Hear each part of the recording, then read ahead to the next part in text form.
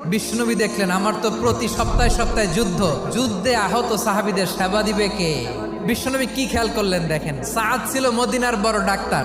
এই নারী সাহাবী রুফাইদা বাবার কাছ থেকে চিকিৎসা বিদ্যা শিখেছেন। বিষ্ণুনবী রুফাইদাকে বললেন, রুফাইদা তুমি মসজিদে নববীর পাশে একটা মেডিকেল ক্যাম্প করো। বিষ্ণুনবীর ডিরেকশন অনুযায়ী তিনি মসজিদে নববীর পাশে একটা মেডিকেল ক্যাম্প করলেন এবং আহত সাহাবাদের চিকিৎসা উনি ওনার টিম নিয়ে দিতেন। বিষ্ণুনবীর পরামর্শে উনি আনসারি এবং মুহাজির মহিলা সাহাবীদেরকে নিয়ে একটা স্পেশাল মেডিকেল টিম গঠন করলেন। খায়বার যুদ্ধে 7ম হিজরিতে যখন বিষ্ণুনবী যায়, উনি ওনার টিম নিয়ে আসলেন, বললেন, ইয়া রাসূলুল্লাহ, আমরা তো তলোয়ার চালাতে পারি না, আমরা তো তীর মারতে পারি না, আপনি যদি অনুমতি দেন খায়বার অভিযানে আমি আমার টিম নিয়ে মেডিকেল টিমের সেবাটা সার্ভিসটা দিতে চাই। পড়েন সুবহানাল্লাহ।